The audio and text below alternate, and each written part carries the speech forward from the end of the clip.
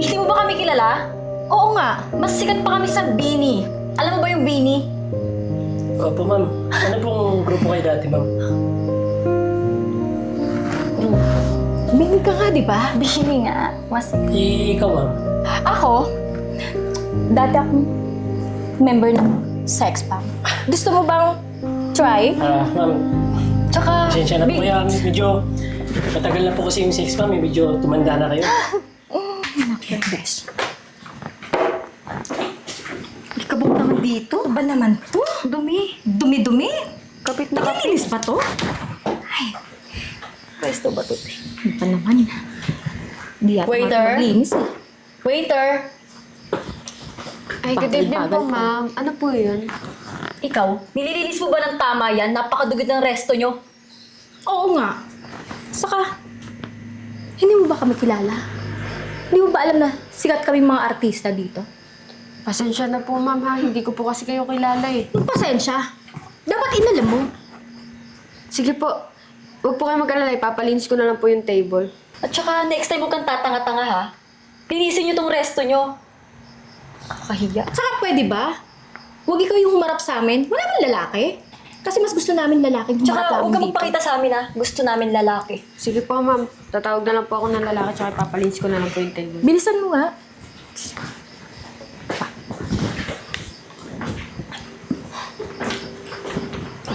Good evening, ma'am. Ano pong may tutulong ko sa inyo? Ang sabi namin lalaki, hindi lalaking baboy. Oo nga naman. Ano naman to? Walang galang lang po, ma'am. Baka mali pong restaurant kayo pinuntahan. Kung gusto niyo po ng sexing lalaki, meron po sa bar. Bar? Resto nga ang gusto namin, di ba? At saka, Teka, hindi mo ba kami kilala? oo nga. Mas sikat pa kami sa Bini. Alam mo ba yung Bini? Opo, ma'am. Ano pong grupo kayo dati, ma'am? Bini ka nga, di ba? Bini nga. Mas sikat. Ikaw, ma'am. Ako, dati akong member ng sex bomb. Gusto mo bang try? Ma'am, Tsaka, pasensya na po kaya. Medyo matagal na po kasi yung sex, ma'am. Medyo tumanda na kayo. At kahit na, tumanda ka daw. magaganda pa rin mga sex bomb. Oh, My God. ikaw, bata ka pa nga, di ba? Pero tingnan mo naman yung itsura mo, mukha ka na rin matanda. Makapanlait ka, ha? At saka, big winner ako ng PBB. Yes. Hindi mo man lang ako kilala? Ano ba naman yan? Hindi ka man lang pa-picture sa amin. Oo nga. Ma'am, medyo hindi po kasi nanonood ng TV. Kasi nga, Ako sa radyo. ang cheap Hindi. naman walang TV. Paano kasi wala silang pambili ng TV? Grabe. Nakakaya. Ay, nako. Kawawa ma'am. naman. Ano po bang kakainin niyo? Yun. Ikaw, may kakainin ka ba? Parang tingin ko naman wala namang masarap na pagkain dito eh. Parang wala nga eh. Parang, Tingnan mo naman sa itsura pa nga lang ng mga tao dito eh. Parang, umay. Mabubusog ka kaagad. Sebo? tawagin mo nga yung manager nyo. Nakakabwisit kayo eh. Lalo na yung isang waiter. Bisa mo nga. Sige po, ma'am. Di ubra yung itsura mo dito sa amin. Lalaki, ganyan mo. Lalaki ba to? Matanda ka daw. No, hayaan mo siya. Ingit lang yun. Diyos ko naman. Ang lang peso talaga to. Siya nga eh. Bata pa. Tanda na. Ganda talaga dito sa restaurant na to. Hoy! Waiter! Ang cute naman ito. Cute po talaga ako. May problema Ew. po ba? Talaga ba? Nagsabi na siyang cute pero hindi ikaw yung cute, no? Tsaka, dumaan na yung bagyong uwan. Pero buti hindi ka natangay. Kaya nga. Sure ka ba ng pinasukan? Grabe. Sure ka bang ikaw yan? Nakakanya pa. Diyos ko naman yung mga tao dito. Bakit? Excuse me lang Kakain lang naman ako dito kung makapanglait kayo. Kala niyo perfect kayo eh. Bakit? Di mo ba kami kilala? Oo. Wala ka bang phone? Ba't ayaw mo magpa-picture sa amin? Bakit naman po magka-picture? Tsaka baka po magka-virus pa tong cellphone ko. Talaga? Wow, ikaw pa talaga magkaka-virus niyan sa lagay na yan, ha? Virus yarn. Wow. At saka isa pa, hindi mo ba alam na isa kang Kakapasok ko lang naman sa PBB at ako yung big winner doon. Grabe ng mga tao dito. Ay, nako. Ilang At ulit saka, na ako. hindi mo ba alam na Dati, meron akong teleserye na isa akong mother ng mga sangre. Oh. Opo, sa totoo lang, napanood po kita eh. Di ba ikaw po si Imaw? Wow! Paano ako naging si Imaw? Ben, si Imaw ka daw.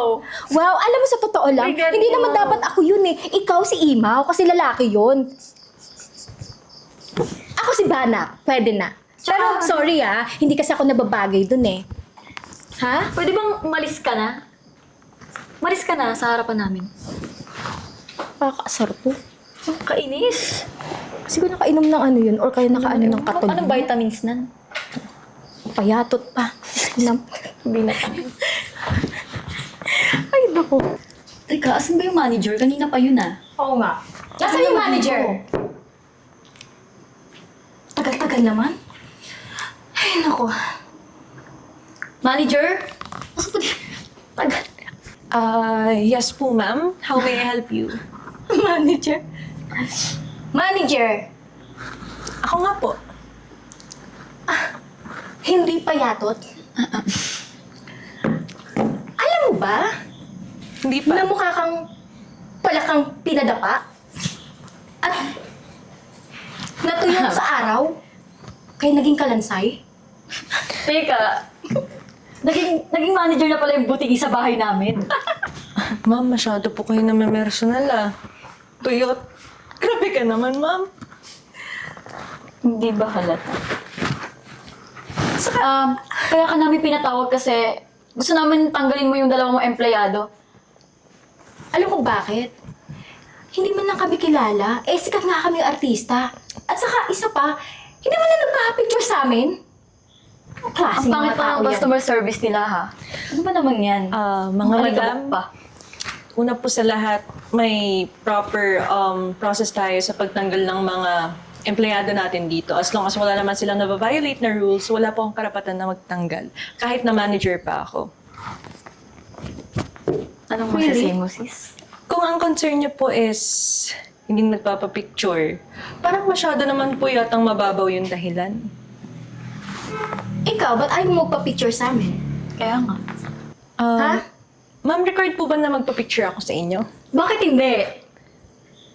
Ano ba klaseng resto to, ha? Ang kukulit ng tao dito. Pagpasok lalo namin, na. pagpasok namin dito, hindi man lang kami kilala.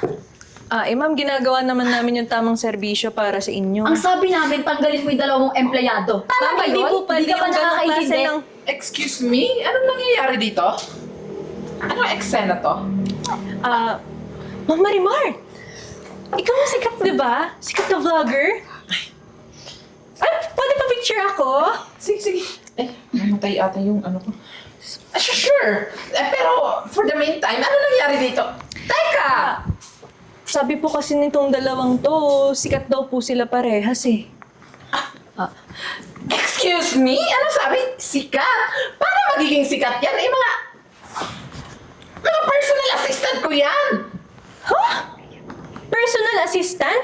Diyos ko kasi. Nako naman, mga madam, kita nyo na, sinabi mismo ng amo nyo na personal assistant lang naman pala kayo. O yan!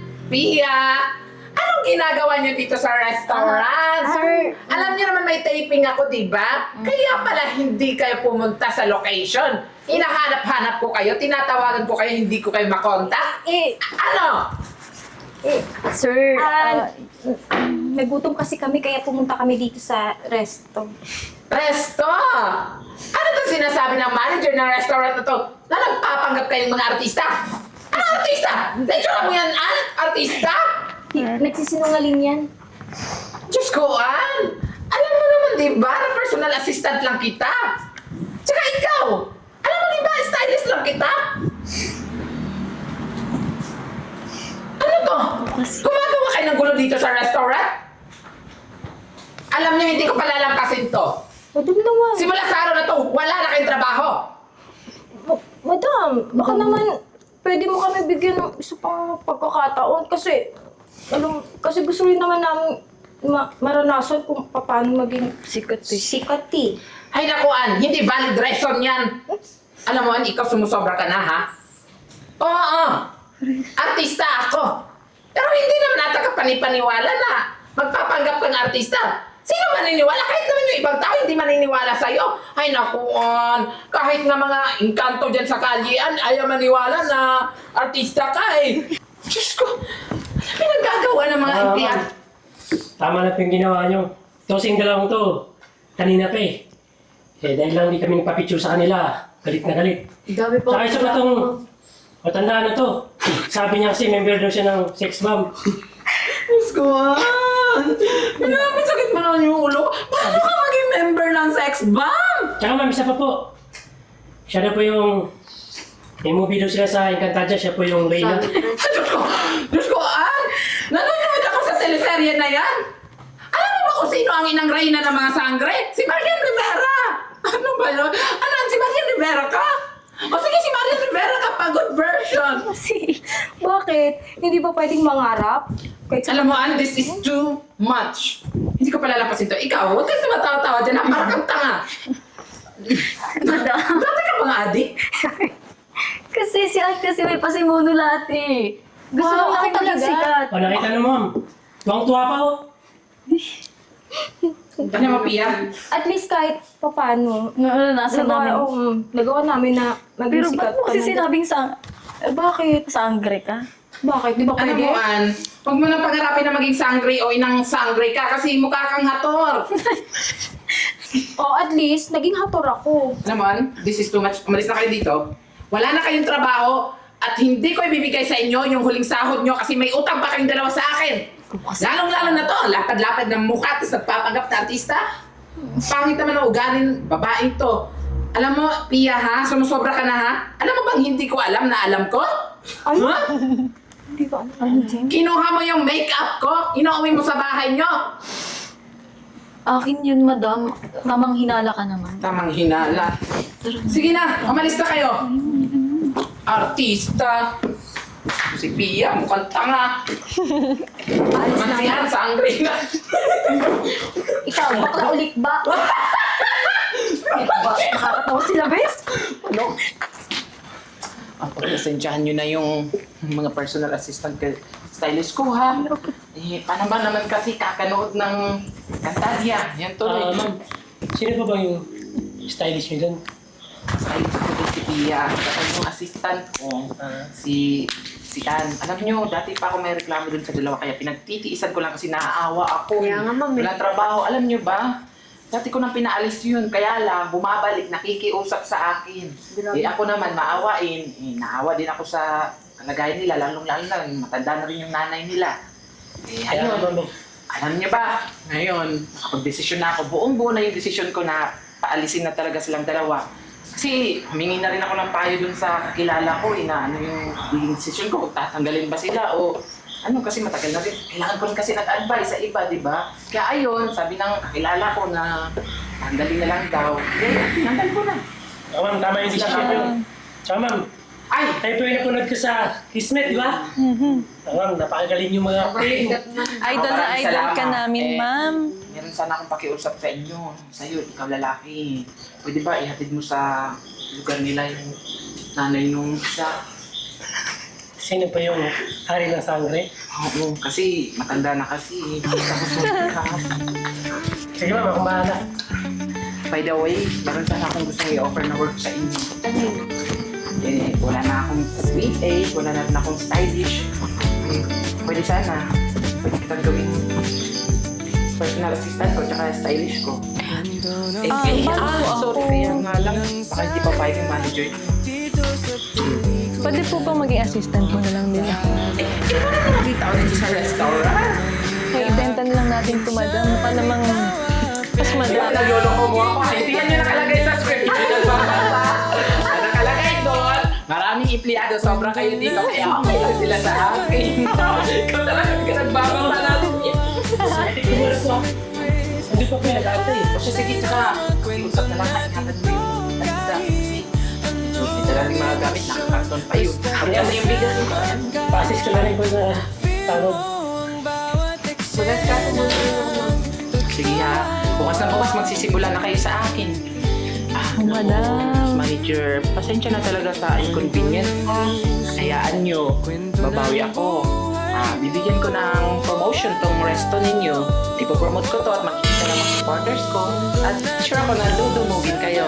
Naku, Madam Marimar, sobrang laking tulong nito. Maraming salamat, ha? Ano ka ba? Hindi mo na kailangan magpasalamat sa akin. Isa lang hinihingi kong kapalit eh. Ano naman yun, ma'am? Maging tayo. Maging tayo talo? Ano sa totoong buhay ko din? Ay, bawal pala. Sure ako, pwede naman. So, paano ko na lang? Ingat! Nako. Ingat ka. Nag-ibang ayos.